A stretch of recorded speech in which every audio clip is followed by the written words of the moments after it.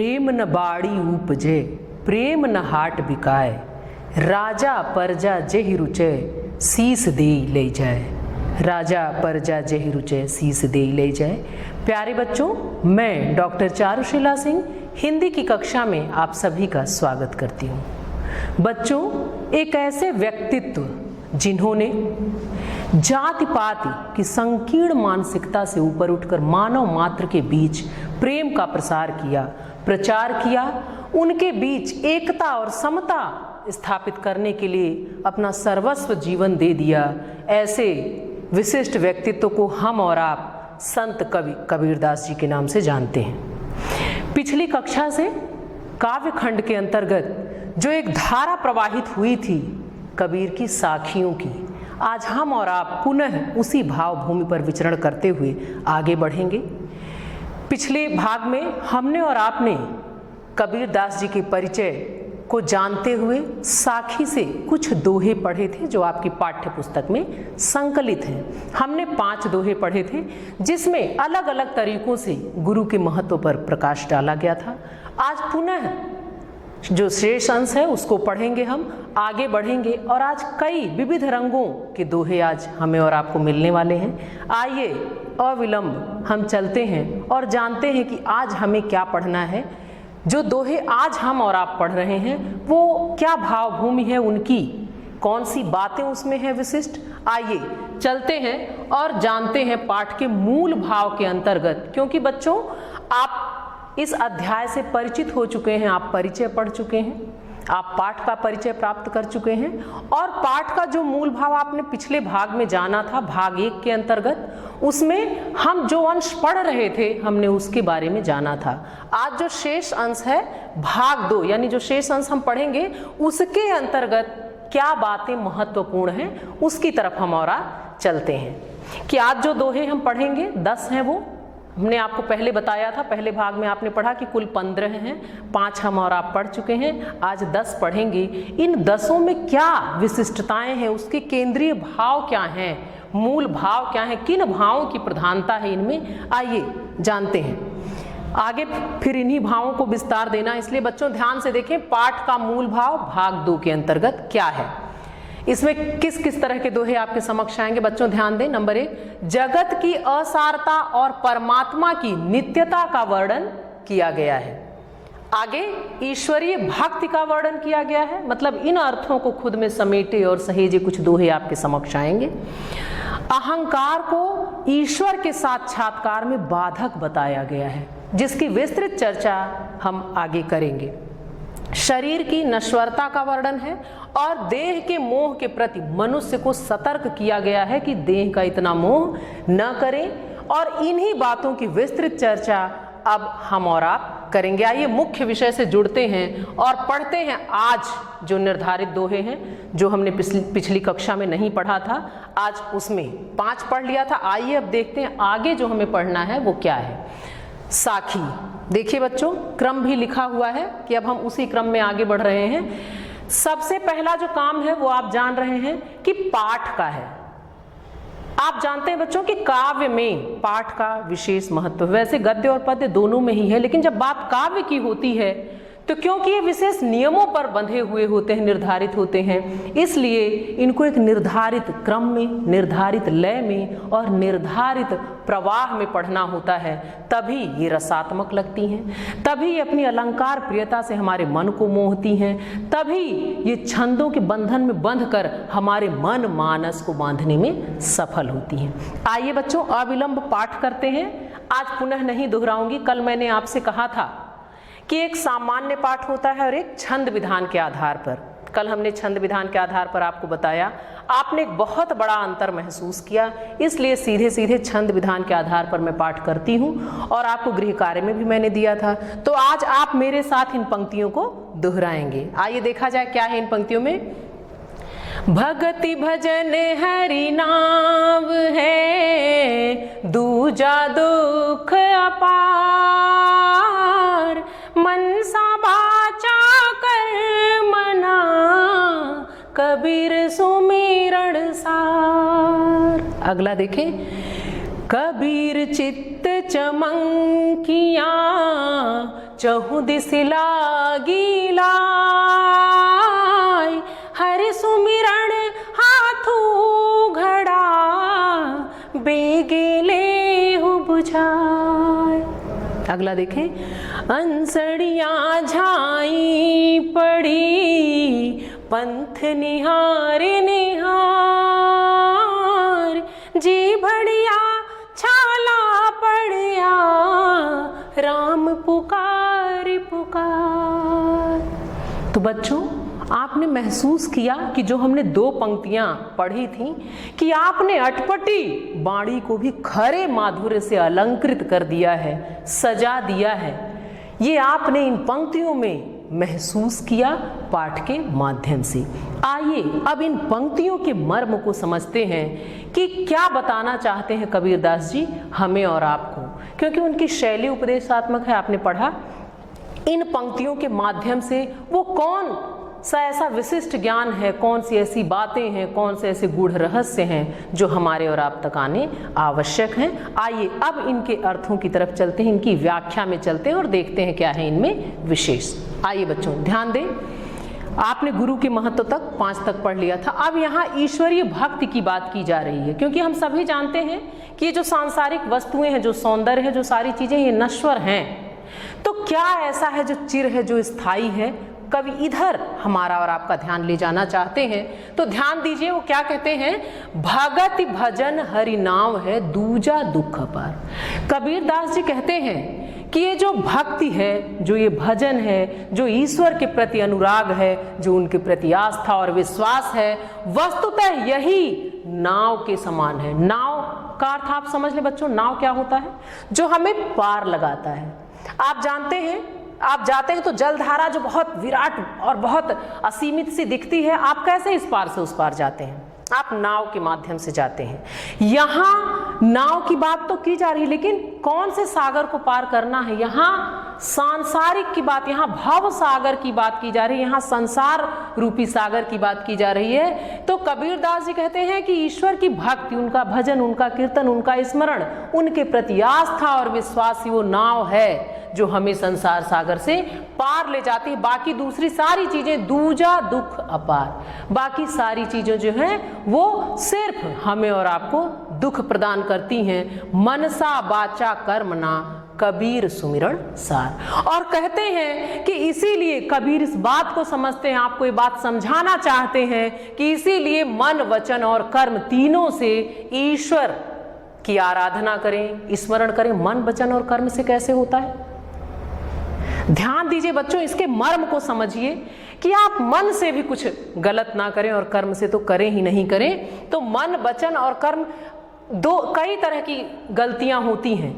कभी तो हम आगे बढ़कर कुछ गलत कर देते हैं, लेकिन कभी कभी हम चिंतन के द्वारा भी कुछ गलत कर देते हैं। कभी हम अपने विचारों के माध्यम से भी गलतियां करते हैं। तो यहाँ कहा गया कि मन वचन और कर्म की बोल कर भी आप कुछ गलत ना करें। तो यहाँ यही बात कवि ने सिखाई कि मन वचन कर्म, यानी जो आपके अंदर मन जो है, जो हृदय है, उसमें भी आस्था हो, आपकी वाणी में भी वो बात प्रकट हो ईश्वर के, और आपके कर्मों में भी झलके वो भक्ति, वो आस्था, वो विश्वास जो हमें और आपको भव सागर से पार कराती है, क्योंकि बाकी सारी चीजें सिर्फ दुख प्रदान करती हैं। आइए अगला देखें।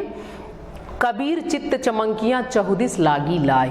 लाई का अर्थ होता है आग। अब देखिए यहाँ कबीरदास जी क्या कहना चाहते हैं बच्चों, बहुत आसान है, ध्यान से सुने। कबीर चित्त, चित्त मतलब हृदय, तो वो कहते हैं चमंकियां, यानी जो चारों दिशाओं में, चहुदिस लागी लाई, चारों दिशाओं में लगी जो आग है। कैसी आग? विषय वासना की, माया मोह की, सांसारिकता की, जो ये आग चारों दिशाओं में लगी हुई है, उसको देखकर कबीर चित्त चमंकिया, कबीर का जो हृदय है वो व्याकुल हो जाता है, वो बेचैन हो उठता है, वो चिंतित हो जाते हैं, वो परेशान हो जाते हैं कि चारों दिशाओं में विषय वासना की आग लग गई है। और सजग होते हुए उन्होंने फिर आपको बताया अगली पंक्तियों में, हरि सुमिरण हाथू घड़ा बेगे ले बुझाए। बच्चों, जब आग कहीं लगती है तो आप जानते हैं पानी की आवश्यकता होती है, और पानी आप कैसे लाएंगे? किसी पात्र की भी आवश्यकता आपको होगी।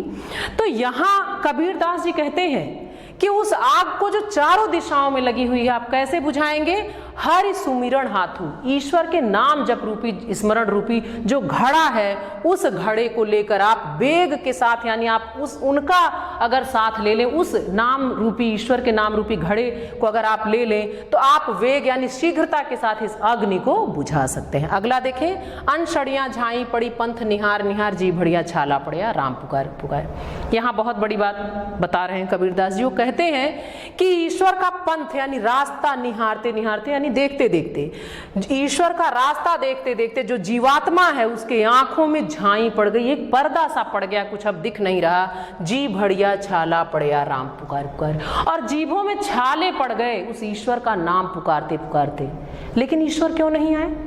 यहां आगाह किया जा रहा है कि सिर्फ रास्ता देख लेने से और नाम पुकारने से कुछ नहीं होगा, जब तक वास्तविक जो ईश्वरीय भक्ति है वो आपके अंदर न उदय हो, जब तक आप विषय वासनाओं से दूर नहीं होंगे, जब तक अहंकार आपके अंदर से नहीं निकलेगा, तब तक आप कितना भी राह देखें, कितना भी नाम पुकारें, ईश्वर से एकात्म नहीं होता, उनका साक्षात्कार नहीं होता। आइए अगली पंक्तियों की तरफ चलते हैं बच्चों।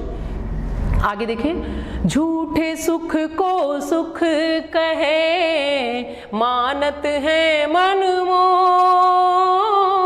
जगत चबैना काल का कछु मुख में कछु गोद। आगे, जब मैं था तब हरि नहीं, अब हरि है मैं नाय, सब अंधियारा मिट गया जब दीपक देखा माय। अगला सुनिए, कबीर कहा गरबियो ऊंचे देखी आवाज, काल पर यूं भय लोटड़ा ऊपर जामे घास। ये भी देखें, यह ऐसा संसार है जैसा सैंबल फूल, दिन दस के व्यवहार को झूठे रंग न भूल। आइए अब निहितार्थ की तरफ चलें।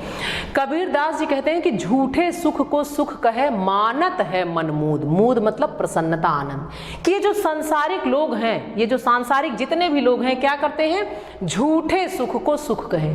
जो आकर्षण माया मोह और विषय वासना है इसमें फंसकर इसी को वास्तविक आनंद, जबकि ये झूठा है, ये स्थायी नहीं है, वास्तविक आनंद नहीं, लेकिन इस झूठे सुख को हम और आप सुख मानकर मानत है मनमूद, मन में प्रसन्नता का अनुभव करते हैं। जगत चबैना काल का कछु मुख में कछु गोद, जबकि वास्तविकता क्या है कि ये जो संसार है, जगत चबैना अर्थात खाद्य पदार्थ है जो हल्का होता है, जैसे चना है, भूजा है, इसके लिए यहाँ प्रयुक्त किया गया।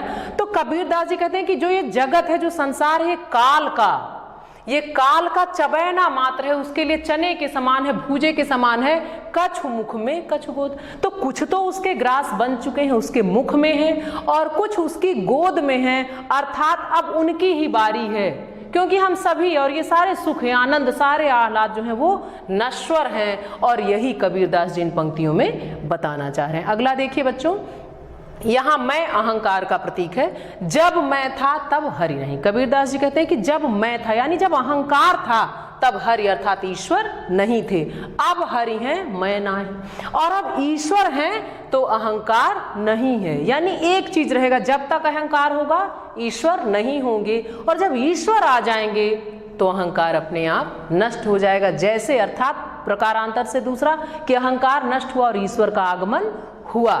सब अंधियारा मिट गया जब दीपक देखा माही। और ये जो अज्ञान रूपी अंधकार था ये कैसे नष्ट हुआ? जब हमने ज्ञान रूपी दिए को देखा तो अज्ञानता का जो अंधकार था ये पूरी तरह से नष्ट हो गया। अगला देखें बच्चों, यहाँ जो हम सभी लोग जो अहंकार करते हैं, घमंड करते हैं रुपए पैसे धन दौलत पद पोस्ट के लिए, वहां कबीरदास जी आपका ध्यान ले जाना चाहते हैं। क्या कहते हैं सुनिएगा, कबीर कहा गर्बियों ऊंचे देखे आवास। कबीरदास जी कहते हैं कि जो आप अपने ऊंचे पद, ऊंची प्रतिष्ठा और अपने आवास महल, मकान, भवन, ये ऊंचाई आप जिस भी आवास लिखा गया है इसको जान लीजिए कि आपके पद प्रतिष्ठा की बात कही गई कि जो हम आप गर्व करते हैं, घमंड करते हैं, अहंकार करते हैं ऊंचे आवास देखकर, ऊंची प्रतिष्ठा, पद और घर बार देखकर, तो उसका क्या है, वो कितने दिन रहने वाला है। अब अगली पंक्तियों में देखें क्या आगाह कर रहे हैं, काल परियों भौ लोटड़ा ऊपर जामेगा, कि वस्तुतः ये सब कुछ नश्वर है, एक दिन कुछ नहीं रहेगा। काल परियों कहने का मतलब ये समय काल की गणना के बारे में कहा जा रहा है कि कल परसों यानी कुछ समय सीमा के बाद हम सभी जमीन पर लेट जाएंगे, या ये जो सारा पद पोस्ट, आवास, बड़ा घर द्वार, प्रतिष्ठा है, ये सब कुछ एक दिन मिट्टी में मिलेगा। हम आप भी जब हमारे प्राण नहीं रहेंगे तो जमीन पर लिटा दिए जाएंगे, ऊपर जामे घास, यानी हम सब मिट्टी में मिल जाएंगे और उसके ऊपर जब वो चाहे जला दिया जाए, चाहे दफन कर दिया जाए, चाहे स्वयं उस जमीन में पद प्रतिष्ठा और आवास मकान सब चले जाएं, तो क्या होता है बच्चों, जब वो मिट्टी में मिल जाता है तो वस्तुतः उसके बाद क्या है, मिट्टी में मिलना मतलब अस्तित्व का समाप्त हो जाना और ऊपर घास जाम जाना, यानी सब कुछ फिर सामान्य हो जाना, कुछ भी स्थिर न रहना, कुछ भी स्थायी न रहना। इधर ही कबीरदास जी हमारा और आपका ध्यान ले जाना चाहते हैं। अगली पंक्तियों में देखें फिर वो हमें और आपको आगाह कर रहे हैं, बार बार, कई बार और न जाने कितने प्रकार से सिर्फ एक ही प्रयास है कि हम और आप समझ ले कि वास्तविक सुख क्या है, वास्तविक आनंद क्या है, ईश्वर की भक्ति क्या है, ज्ञान क्या है, गुरु कौन है। इन्हीं बातों को बार बार अलग अलग दोहों के माध्यम से कवि हमारे और आप तक पहुंचा रहे हैं, और यही वास्तविकता है कि इनमें घुस कर अगर हम इनके मर्म तक पहुंच पाते हैं, उनका अपने जीवन में अनुसरण कर पाते हैं, तो ये सार्थकता है। और ये पंक्तियां वर्षों मथती रही हैं सामान्य जनमानस से लेकर उच्च वर्ग तक सभी को, और आने वाले समय में भी ये प्रभाव डालती रहेंगी। तो निसंदेह बच्चों आप प्रभावित हो रहे होंगे। आइए अगला देखते हैं, यह ऐसा संसार है जैसा सैंबल फूल, दिन दस के व्यवहार को झूठे रंग न भूल। अब देखिए क्या कह रहे हैं कि ये जो संसार है वो सैंबल के फूल के समान है, वो सैंबल का फूल होता है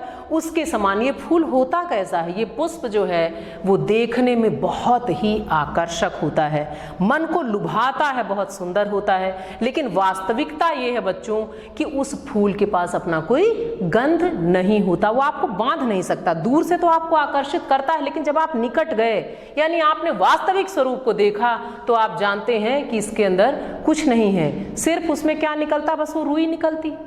तो यहां कभी कहते हैं यह ऐसा संसार है जैसा सैंबल फूल, की जो संसार है इसका जो आकर्षण है, जो माया मोह है, जो विषय वासना है, वो कितनी आकर्षक हमें लगती है, लेकिन वो कैसी है, बिल्कुल सैंबल के फूल की तरह, सेमर के फूल के जैसी है, जो सिर्फ आकर्षक लग रही है, वास्तविकता में उसका कोई गंध नहीं है, कुछ भी उसके अंदर नहीं है। दिन दस के व्यवहार को झूठे रंग न भूल।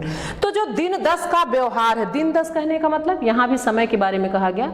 दिन दस का अर्थ कि जो आपको जीवन मिला है, जो समय का माप है, वो दिन दस के माध्यम से बताया गया कि कुछ दिनों के व्यवहार में, ये सांसारिकता में फंसकर क्यों आप वास्तविकता भूल जाते हैं। झूठे रंग न भूल, कि आप इस झूठ में, इस उलझन में ऐसा फंसते हैं कि आप वास्तविकता को भूल जाते हैं। तो उन्होंने आगाह किया कि जो झूठा रंग है इस संसार का, जो सैंबल के फूल की तरह आकर्षक है, इसमें मत फंसिए, इसकी वास्तविकता को जानिए, इसके मर्म को समझिए। आइए बच्चों अगली पंक्तियों की ओर चलते हैं और देखते हैं यहाँ कवि क्या बताना चाहते हैं। आइए सबसे पहले पाठ करते हैं। इहियो सरिचेत्या नहीं पशु ज्यों पाली दे, राम नाम जान्या नहीं अंत पड़ी मुख से। अगला, यह तन कांचा कुंभ है लिया फिरे था साथ, ढक बालागा फुटी गया कछु न आया हाथ। और आखिरी पढ़ते हैं बच्चों, ध्यान से देखें, सुने। कबीर कहा गरबियो देहि देख सुरंग, बिछड़िया मिलिबो नहीं ज्यों का चली भुवंग। तो पाठ हो गया बच्चों। आइए अब इन पंक्तियों के निहितार्थ की तरफ चलें और देखें यहाँ क्या बताना चाहते हैं कबीरदास जी। आप एक बार विचार करें कि एक ऐसे व्यक्ति जिन्हें व्यक्ति तो हम अब कह ही नहीं सकते, जो जन्मे अवश्य एक व्यक्ति के रूप में थे, लेकिन जो व्यक्तित्व बनकर जिन्होंने इस संसार को छोड़ा, जो अनपढ़ होते हुए भी पढ़े लिखे लोगों के बीच में उतने ही समादृत हैं, उतने ही शोध कार्य हो रहे हैं, उतना ही उनको पढ़ा लिखा जा रहा है, तो क्यों? एक सवाल है बच्चों, वस्तुतः आप इस तरफ अपना ध्यान जरूर ले आएं कि क्या ऐसा इस व्यक्तित्व में था जिसने मथ दिया है संपूर्ण जनमानस को, और जिन पर इतना पढ़ा लिखा जा रहा है, शोध हो रहा। आप सोचिए, आप पढ़ रहे हैं, लेकिन आप पढ़ किसके व्यक्तित्व को रहे हैं? जिन्होंने स्वयं कहा कि मस कागज छूयो नहीं, कलम गही नहीं हाथ, कि मैंने कभी कलम को हाथ से नहीं पकड़ा, मैंने स्याही और कागज को हाथ से नहीं छुआ। तो आप ध्यान दें बच्चों कि जो व्यक्ति का कर्म होता है, जो उसकी अंतर चेतना होती है, जो उसकी लगन होती है, वो असंभव को संभव करवा देती है। तो आप आइए इन पंक्तियों के निहितार्थ की तरफ चलें। अब यहाँ क्या बता रहे हैं? जो हमारा और आपका शरीर है, कहते हैं बड़े भाग से ये मनुष्य का जीवन मिलता है, इस तरफ कभी हमारा और आपका ध्यान ले जा रहे हैं। यही अवसर चेत्या नहीं पशु जीव पाली दे। कबीरदास जी कहते हैं कि ये जो बड़े भाग मानुष तन पावा कहा गया है, तो ये जो बड़भागी हम और आप हैं, मनुष्य का शरीर हमें मिला, इस अवसर को, इस समय को अगर चेत्या मतलब अगर हम और आप सतर्क नहीं हुए, इसे नहीं पहचाने, पशु जीव पाली दे, तो क्या करते हैं? हम पशु के समान अपने शरीर को पालते हैं, और अंत कैसा तब होगा? राम नाम जानिया नहीं, अंत पड़ी मुख से। और अगर हमने इस मानव जीवन में मनुष्य होकर भी अगर हम पशुओं के समान जीते रहे, हमने राम नाम को नहीं जाना, तो अंत यही होगा कि बस हम मिट्टी में मिल जाएंगे, कुछ भी हमारे और आपके पास नहीं रहेगा। तो अगर स्वयं को बचाना चाहते हैं, अगर इस मनुष्य जीवन को धन्य करना चाहते हैं, तो आप राम नाम के मर्म को समझें। यही यहाँ कबीरदास जी बताना चाहते हैं। अगली पंक्तियों में आइए, यहाँ सब उसी भाव को समेटे हैं पंक्तियां। यह तन कांचा कुंभ है, लिया फिरे था साथ, ढकबा लागा फूट गया, कछू ना आया हाथ। कह रहे हैं कबीरदास जी कि ये जो तन है, ये जो शरीर है हमारा और आपका, ये शरीर कैसा है? कांचा कुंभ, कुंभ मतलब घड़ा, कांचा मतलब कच्चा, कच्चे घड़े के समान है।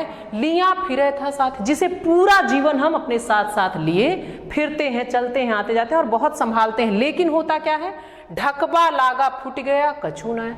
लेकिन एक ठोकर, ढकबा मतलब एक धक्का, एक ठोकर, एक धक्का लगता है, और ये जो हमारे शरीर रूपी कच्चा घड़ा है, क्या होता है? फूट जाता है। और जब वो फूट गया, कछू न आया हाथ, तो हमारे और आपके हाथ में कुछ भी नहीं रह जाता। मतलब हमने जिसको सारा जीवन दिया, जब एक ठोकर यानी जब मृत्यु अर्थात काल, यहाँ इस धक्के का मतलब आप समझे बच्चों, एक काल के लिए कहा गया कि जब मृत्यु आती है, जब काल आता है, तो ये जो शरीर रूपी घड़ा है, ये हमेशा के लिए हमारा साथ छोड़ता है, आत्मा चली जाती है और ये मिट्टी में मिल जाती है, और कुछ भी हमारे और आपके हाथ में नहीं आता, जिसको सारा जीवन हम और आप सहेजते रहते हैं, संवारते रहते हैं। आगे बढ़ते हैं, यहाँ देखिए कवि क्या कह रहे हैं। कबीर कहा गरबियो देही देख सुरंग। अब देखिए यहाँ सुरंग का अर्थ सुंदर रंग, सुंदर वर्ण और सौंदर्यता के लिए प्रयुक्त है। देही मतलब शरीर हमारा और आपका। तो कबीरदास जी कहते हैं कबीर कहा गरबियो देही देख सुरंग। कबीरदास जी कहते हैं कि अपने सुंदर शरीर को देखकर घमंड, गर्व, अहंकार मत करिए। क्यों? बिछड़िया मिलबो नहीं ज्यों का चली भूंग। क्योंकि एक बार ये शरीर जब बिछड़ जाएगा, जब आत्मा निकल जाएगी, तो आप कितने भी जतन करें, आप इस शरीर को पुनः प्राप्त नहीं कर सकते। कैसे? एक उदाहरण के माध्यम से कबीरदास जी हमें समझाते हैं। ज्यों काचली भुवंग, जिस प्रकार जो एक सर्प होता है, आप जानते हैं बच्चों कि जो सर्प होता है उसकी एक केचुली होती है, उसके शरीर में होती है ऊपर, और जब एक बार अलग हो जाती है तो सर्प चाहे जितने प्रयास करे या जो कुछ भी करे, वो पुनः उसको प्राप्त नहीं कर सकता। यहाँ इस उदाहरण के माध्यम से कबीरदास जी हमें और आपको सचेत कर रहे हैं, आगाह कर रहे हैं। क्या कह रहे हैं? कबीर कहा गरबियो देही देख सुरंग, कि क्यों तुम गर्व करते हो, क्यों अहंकार करते हो अपने सुंदर शरीर को देखकर। क्योंकि ये जब एक बार बिछड़ गया तो ये पुनः कभी भी प्राप्त नहीं हो सकता। जैसे सर्प की केचुली, जैसे वो पुनः उसको नहीं चाह कर भी अर्जित नहीं कर सकता, पुनः अपने शरीर पर नहीं चढ़ा सकता, वैसे ही जब प्राण निकल जाएंगे तो जो ये सुंदर शरीर है जिस पर तुमने वर्षों घमंड किया, पूरे जीवन घमंड किया, अहंकार किया, इसको तुम पुनः प्राप्त नहीं कर सकते और ये फिर मिट्टी में मिलना होता है। तो यहाँ आपने नश्वरता की बात कही, आपने तरह तरह के माध्यम से हमें और आपको ये बातें बताई, और वस्तुतः बच्चों इन सारी बातों को जानकर पढ़कर हम इसमें जितना ही डूबेंगे हम उतना ही बहुमूल्य लेकर बाहर आएंगे, क्योंकि ये पंक्तियां हैं जीवन दर्शन की। इन पंक्तियों में अगर हमने और आपने जीवन के मर्म को पा लिया तो निसंदेह हमारा और आपका जीवन भी सार्थक हो जाएगा। उस संत के जीवन को अगर हमने आत्मसात कर लिया, उनकी वाणी को, तो निसंदेह हम इस मानव जीवन को कुछ कुछ समझ पाएंगे और कुछ बेहतर कर पाएंगे। इसीलिए ये सारी बातें हम तक और आप तक पहुंची हैं। आइए चलते हैं इन पंक्तियों के काव्य सौंदर्य की ओर और देखते हैं क्या है इनमें। जैसा कि आपको परिचय में भी बताया गया था, आपको ये सारी चीजें पता है पर पुनः बता रही हूं। भाषा जो है वो सधुक्कड़ी, रस शांत, छंद दोहा था। आप परिचित हुए कि दोहा एक बहुत ही मधुर छंद है जिनमें दो पंक्तियों में असीमित संभावनाएं होती हैं। उन दो पंक्तियों में बहुत बड़ी बड़ी बातें बहुत आसानी से कही जा सकती हैं। शैली जो थी उपदेशात्मक। कबीरदास जी संत थे, साधु थे, हम सभी परिचित हो चुके, उनके परिचय से आपने पढ़ लिया है, जान लिया है कि वो गाते थे। वो अपनी वाणी में पिरोकर स्थानीय भाषा के शब्द भी और जो बातें उन्हें कहनी होती थी वो उसको बड़ी सहजता से कहते हुए गाते हुए आगे बढ़ते रहते थे। तो एक उपदेश जीवन से जुड़ा हुआ, क्योंकि आप संत थे, आप साधु थे, आपने जो जीवन के अनुभव आत्मसात किए वही अपनी वाणी के रूप में जन सामान्य को, हम सबको आपने दे दिया। अलंकार, अनुप्रास और रूपक का विशेष रूप से प्रयोग था। आइए बच्चों और आगे चलते हैं। व्याख्या का प्रारूप, ध्यान से सुने बच्चों, व्याख्या का प्रारूप ये वो पड़ाव है, ये वो सोपान है जिनसे गुजरकर आप व्याख्या करते हैं तो कोई भी व्याख्या पूर्णता को पाती है। कौन से सोपान है? देखिए, किन चरणों से होकर गुजरने के बाद आप व्याख्या को क्रम से लिख पाएंगे और व्यवस्थित ढंग से। सबसे पहले हम डालते हैं संकेत। संकेत के माध्यम से हम ये बताते हैं कि हमने किन पंक्तियों को व्याख्या के लिए लिया है। जैसे आप संकेत में ही बताएंगे कि आप किस दोहे की व्याख्या करने जा रहे हैं। आद्यंत, ये मैंने आपको समझाने के लिए लिखा है। आद्यंत का अर्थ होता है आदि और अंत, शुरुआत और आखिरी। तो कुछ शब्द हम शुरू के लेते हैं और कुछ आखिर के लेते हैं, जिससे ये पता चलता है कि वो कौन सी पंक्तियां हैं जिसे हमने व्याख्या के लिए लिया है। आइए संदर्भ देखें बच्चों, ध्यान दें। पूरे पाठ में संदर्भ कभी नहीं बदलता। जैसे जैसे ऊपर की ये पंक्तियां बदलती जाएंगी संकेत, वैसे वैसे सिर्फ प्रसंग बदलेगा। ध्यान दीजिए। प्रस्तुत व्याख्येय काव्यांश हमारी पाठ्य पुस्तक हिंदी के काव्य खंड में संकलित साखी शीर्षक से अवतरित है, जिसके रचयिता संत कवि कबीरदास जी हैं। तो बच्चों ये नहीं बदलेगा, क्योंकि संदर्भ में हम ये बताते हैं पंक्तियां कहाँ से ली गई, किसके द्वारा रची गई, पाठ का नाम क्या है। प्रसंग इस जो ये पहला आपका था वही है। देखिए इसमें क्या है, गुरु की महिमा और कृपा का बड़ी ही सहजता से वर्णन किया गया है। अब आप इसके बाद व्याख्या होती है। आइए और आगे चलते हैं। कुछ कठिन शब्द आए थे, उनके अर्थों से परिचित हों। वैसे तो मैंने व्याख्या के माध्यम से आपको बताया था, लेकिन पुनः एक बार देखें। बाचा, वाणी से, झाई अंधकार, मनमोद मन में खुशी प्रसन्नता, चेत्या मतलब सतर्क, ढबका धक्का, सुरंग सुंदर रंग सौंदर्यता। आइए अब अपने अभीष्ट की ओर चलते हैं। आंतरिक मूल्यांकन, एक ऐसा पड़ाव जिसके माध्यम से हम जानते हैं कि कितने सफल रहे हैं हम अपने उद्देश्य में, और उद्देश्य को परखने के लिए, जांचने के लिए बहुत ही आवश्यक है मूल्यांकन। इसके आधार पर हम ये जानते हैं कि हमने कितनी सफलता अर्जित की। तो कुछ प्रश्न आपके समक्ष, ध्यान दें बच्चों। पहला, कबीरदास जी का संक्षिप्त जीवन परिचय लिखिएगा, जिससे आप परिचित हो चुके हैं। दूसरा, कबीरदास जी गुरु को ईश्वर से पहले मानते हैं, इस पर अपना मत स्पष्ट करिए। यह आप अपने हिसाब से लिखिएगा पठित अंश के आधार पर। किसी एक दोहे की व्याख्या स्वयं से करें, वो आप कर लीजिएगा। संप्राप्ति, हमने और आपने क्या पाया, हमने और आपने जाना कि क्यों कबीरदास जी संत कवि कबीरदास जी हैं, और कैसी मधुरता है उनके दोहों में, उनकी वाणी में, उससे हम और आप परिचित हुए। हमने ये भी जाना कि दोहा एक ऐसा छंद है जो बहुत ही मधुर है, जो दो पंक्तियों में असीमित संभावनाएं स्वयं में समेटे रहता है, सहेजे रहता है। अगली कक्षा में एक नवीन विषय के साथ पुनः मुलाकात होगी। धन्यवाद।